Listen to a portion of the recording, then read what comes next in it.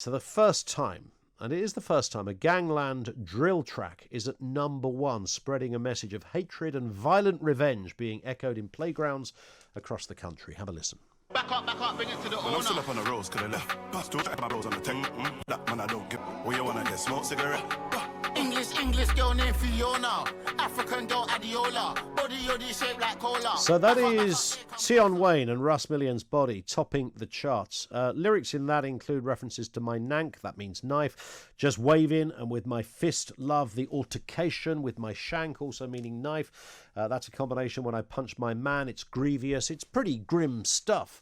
And it's there. Drill is a raw and aggressive form of British rap, of course, with accompanying videos that feature balaclava-wearing men waving weapons and detailing the bloody reality of life on the streets. I'm sure those involved would say they're merely documenting what is out there. Is that good enough? The music has been soaring in popularity thanks to many apps like TikTok, which have really kind of sent it spiralling into a new audience altogether. Let's speak with Alison Cope. Alison is an anti-violence campaigner. Good afternoon to you, Alison, and thank you for being with us. It wasn't that long ago that, there were people saying, well, this seems to be a fairly underground genre of music when you think of drill, but it'll become more mainstream and, get further into the century and radio stations will be playing it. And here we are.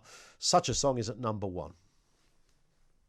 Yeah, I think you'll find with a lot of social media, there's a huge amount of negativity that is making its way through the generations into primary school playgrounds, that we've got 5-6-year-olds, little girls, little boys, repeating lyrics, acting in a very sexualized way. And that has come from somewhere. And I think this is what we've been speaking about for a number of years. It's here. For me personally, there are many arguments to have this music, not to have this music. For me, the key is that if a lot of parents, primary school, senior school teachers were aware of the negativity that was being... Alison, and you did touch on it in your answer there, is that, we live in a world where we're told we're ever more diligent and understanding of issues around violence and what a taboo it is, around sexism in particular, the sexualization of young girls, homophobia, all of these things. And yet these areas feed into this genre very graphically and unapologetically. And you haven't got to look through many videos, whether it's on YouTube or TikTok, to see all of those themes in action on a fairly regular basis, seemingly getting a free pass. And I think that's the kind of problem. Who has allowed something so graphic and so negative to be played on mainstream media? And I think the companies that have allowed this are making an awful lot of money out of our children, and I'm sure that money will not be reinvested into education and a balance to balance out this negativity. They will take the money and they will reap the rewards of promoting this level of violence, and then when young people do lose their life, or there is sexual attacks, or there is any negativity, they're just going to stand back and go, oh, well, we were just promoting what is asked of us. And I think morally it's not okay. But I also think there's an argument to start having a look at how this has been allowed. Yeah. I've met parents of 5-year-old girls that have been doing a TikTok and they had no idea what the language meant. And when I informed them of the language, they were absolutely horrified.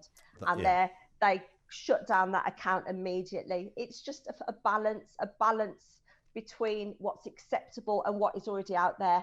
I think everyone has a right to freedom of speech, but if you are seeing such a negative impact to it, we maybe need to wake up slightly and realise that we need to be doing more in education, awareness, and we can't remove these videos, but what we can do is make sure that our children are not so easily influenced by them. Yeah, I mean, sadly, to your own cost, your son Joshua was killed in 2013 in a knife attack. Was that, as far as you're aware, Alison, and obviously the details I know are not easy, but was that the mentality that we're talking about here, the availability, the ease with which someone will use a knife, among young people in this kind of way, was that very much at play when Joshua was fatally killed?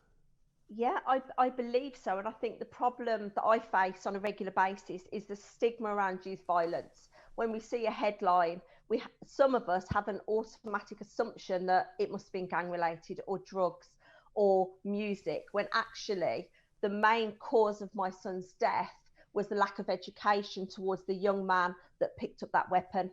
Um, I speak day in, day out to young people across the country. Just last week, every single group of young people I spoke to believed at least 90% of the population carried a weapon at all times and could become a threat to them. 90%. Wow. They believe that most of us went around with a weapon just in case. Yeah. And where are they getting that information from? Yeah. The same way as you touched on earlier, if you look at the strength of media and the power and how easily accessible it is now, with COVID, that is a prime example of how the majority of the nation has been terrified because we weren't aware of the actual truth.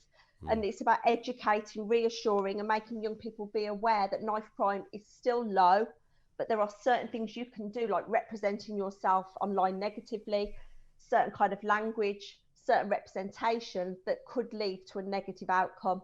So I think the bottom line is to educate, to promote positivity, and to offer support for those that are making the wrong choices, not just for them, but for the innocent young people on our streets that potentially could become a victim. It's about educating and supporting everybody. Yeah, you're spot on. Alison, thank you for speaking with us this afternoon. Alison Cope, anti-violence campaigner, with us here on Talk Radio. And as you heard there, Alison's own son Joshua was fatally stabbed in 2013. And it's that sense of, I mean, you can talk about education, the availability of, I mean, that's always, frankly, a red herring, the availability of knife. You want a knife, you want to get hold of a knife, you get one out your mum's kitchen if you have to. I mean, I've never thought that is, I mean, clearly you don't want to be able to just walk into B&Q and buy yourself a machete or wherever the heck you would buy such a thing from. That wouldn't be good. There should be age limitations. But I don't think the getting hold of one is the prime area around this, because anyone who wants to get hold of one will get hold of one. It's the kind of cultural acceptability. And as Alison said there, you know, they interviewed a load of kids and they thought that 90% of people walked around with some kind of weapon on them. And that's why they walk around with a weapon, because they might just get killed. And they think that because they've been embroiled in a culture that has told them that. They've learnt that on the streets, they've learnt that from friends, from their peers, from whether it's gang related or whether it's just pockets of kids who have this belief, who listen to certain kinds of music. And the saddest part about this, I don't know anything about Tion Wayne and his, I'm sure artistically these are very gifted artists whose work has, you know, clearly originally, you know, perhaps a small, fairly esoteric following that's widened and got bigger. I can hear all the defences. They will say, he's just talking about the streets he knows. He's just talking about what it's like. Here's the great one. He's just playing a character. That's the other one. He's playing a character in his, and all this stuff isn't good enough. You know, I'm thinking of R. Kelly, you know, when he would, well, we know the kind of things he's accused of. He denies everything, I should say. And then would write about it and sing about, you know, exploits and things that he'd done or been accused of. And the fan base were unapologetic. The R. Kelly diehards stuck with it through thick and thin until another bunch found themselves as victims as well. They say, no, he's just documenting what people are saying. He's not doing that. He's a nice guy. And there's a point when you have to say, do you know what?